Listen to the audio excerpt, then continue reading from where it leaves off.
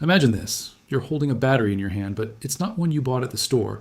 It's not wrapped in shiny packaging, stamped with a brand name, or filled with mysterious chemicals. No, this battery is something you built yourself, right at home using just 3 ingredients you probably already have lying around. Sounds impossible?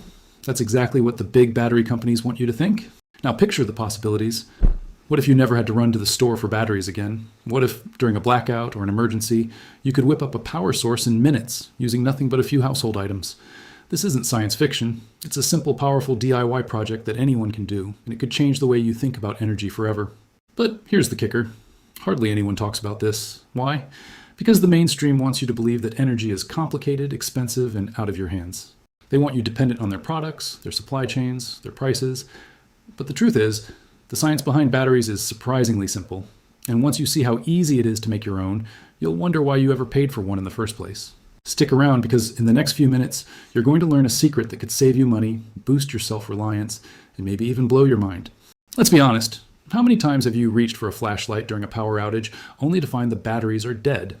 Or maybe you've gone to replace the batteries in your TV remote only to realize you're out and a new pack costs more than you remember. It's a frustrating cycle, and it's one we've all been trapped in. But it's not just about inconvenience or cost.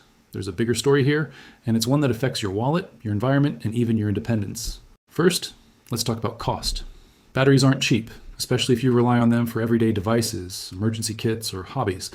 Over time, those little purchases add up.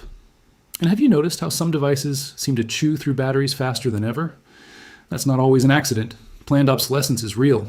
Manufacturers design products and batteries to wear out, forcing you to buy replacements again and again. It's a business model built on keeping you dependent. Then there's the environmental impact. Every year, billions of batteries end up in landfills, leaking toxic chemicals into the soil and water. Even rechargeable batteries have a limited lifespan and can be difficult to recycle properly.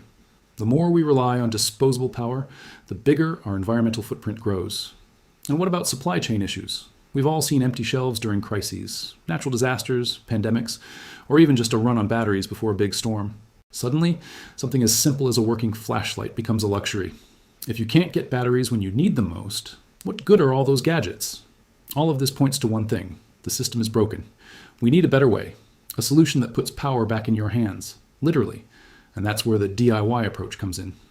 So what if I told you that making your own battery isn't just possible, it's actually pretty simple? You don't need a chemistry degree, a fancy lab, or even any special tools. All you need is a little curiosity and 3 everyday ingredients. That's it. The secret is understanding the basic science behind how batteries work. And trust me, it's not as complicated as you might think. At its core, a battery is just a device that converts chemical energy into electrical energy. It does this through a process called electrochemistry. Here's how it works in plain English. Inside every battery, there are 2 different materials, usually metals, called electrodes.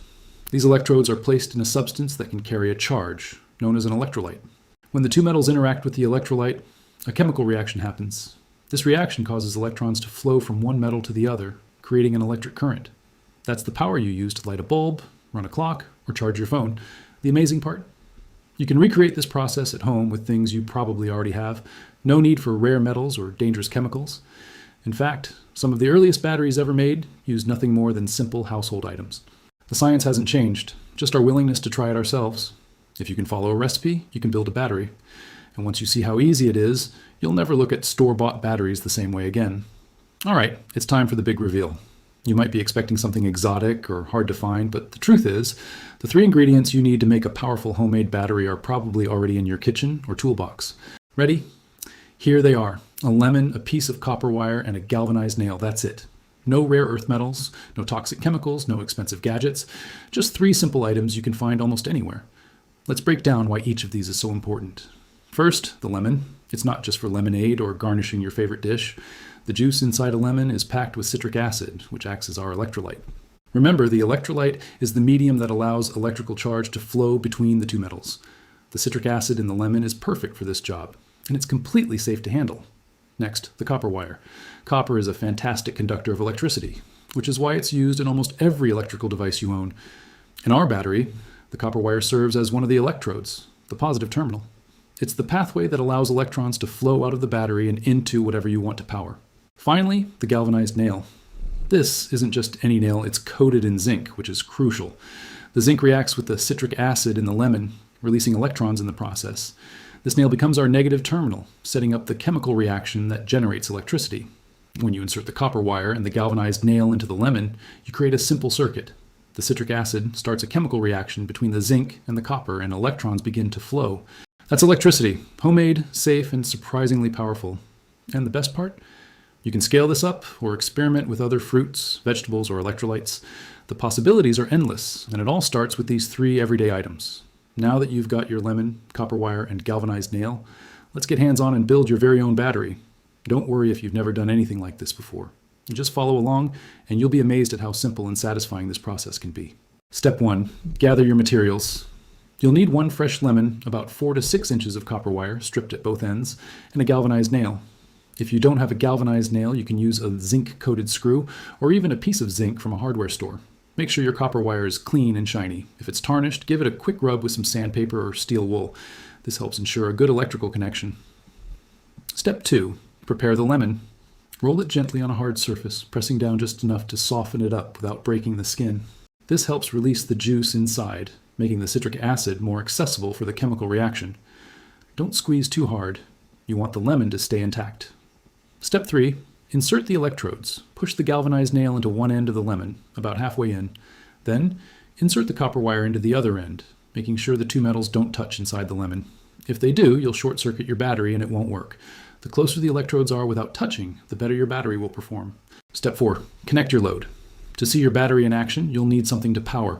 A small LED light or a digital clock works perfectly. Take 2 alligator clip wires and attach one to the copper wire and the other to the galvanized nail. Connect the other ends to your device. Copper wire to the positive terminal, nail to the negative. If the device doesn't turn on, try reversing the connections. Step 5. Test and troubleshoot. If your LED doesn't light up, don't panic. First, check your connections. Make sure the wires are firmly attached and the electrodes aren't touching inside the lemon. If everything looks good but you're still not getting power, try using a second or third lemon. Connect them in series by linking the copper wire of one lemon to the galvanized nail of the next. This increases the voltage, just like stacking batteries in a flashlight. Safety tips. While this experiment is safe, always wash your hands after handling the lemon and metal parts. Don't use your mouth to strip wires and keep sharp objects away from children. If you're using other fruits or electrolytes, avoid anything caustic or dangerous. Maximizing output. For more power, use larger lemons or try other acidic fruits like limes or oranges. You can also experiment with salt water as an electrolyte. Just dissolve a tablespoon of salt in a cup of water and use it in place of the lemon. Try different metals like aluminum or iron to see how they affect the battery's performance. Common mistakes. The most frequent issue is the electrodes touching inside the lemon, which creates a short circuit. Make sure they're inserted at opposite ends and don't overlap. Another common problem is using old or corroded metals. Always clean your electrodes before starting. And there you have it, a homemade battery built from scratch with just 3 ingredients. Not only have you created a working power source, but you've also taken your first step toward energy independence. This simple project is more than just a science experiment. It's a reminder that sometimes the solutions we need are right in front of us, waiting to be discovered.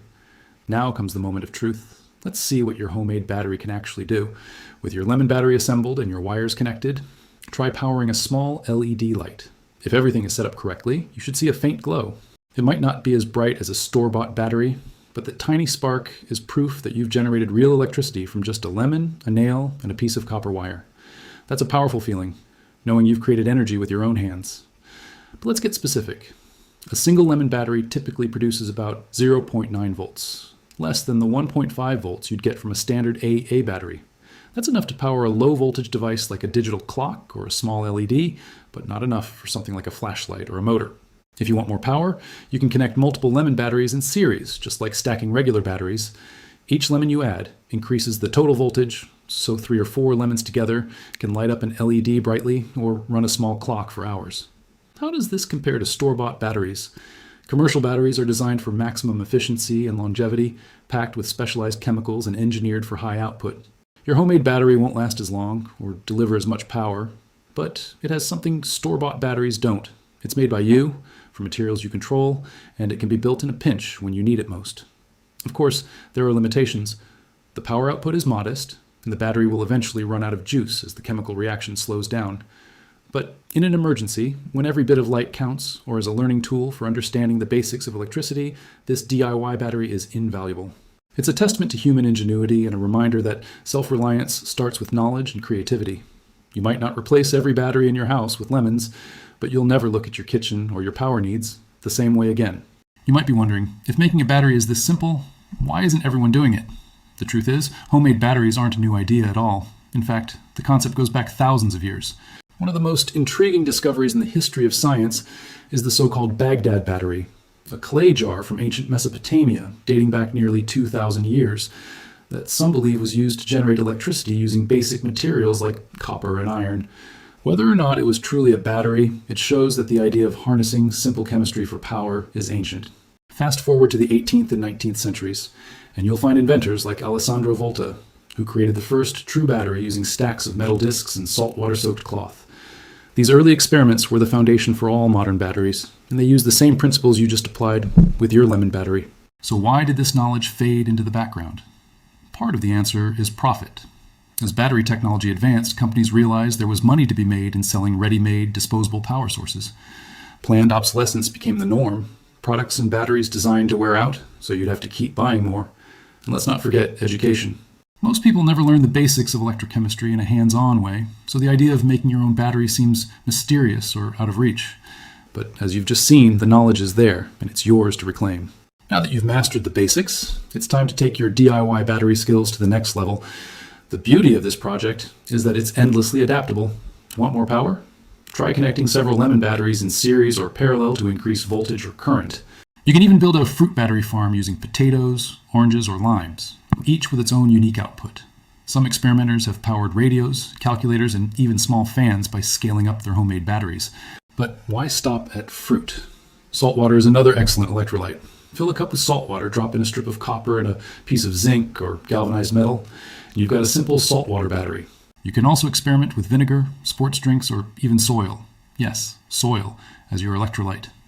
Each variation teaches you something new about how electricity works and how different materials interact. For preppers and those interested in self-sufficiency, these DIY batteries can be a game changer. Imagine being able to generate a small but vital amount of electricity in a survival situation using nothing but what's around you. It's not just about lighting an LED, it's about understanding the principles of energy independence and being prepared for the unexpected. I encourage you to experiment. Try different metals, different electrolytes, and different configurations. Share your results with the community. Post photos, compare notes, and see who can get the most power from the simplest setup. The more you explore, the more you'll realize that the world of DIY energy is wide open. Who knows? Your next experiment might lead to a breakthrough of your own. Don't let this knowledge slip away. You've just unlocked a skill that most people will never even try. Building a real, working battery from everyday items. Imagine the conversations you'll have, the emergencies you'll be ready for, and the sense of independence you'll gain. Be the one who knows what others don't.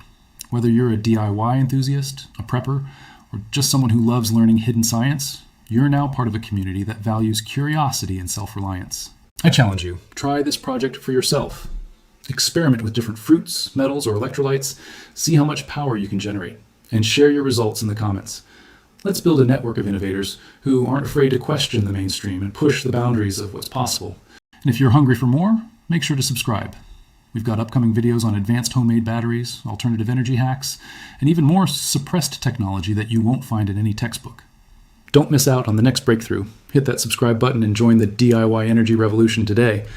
Your journey to true self-sufficiency is just getting started.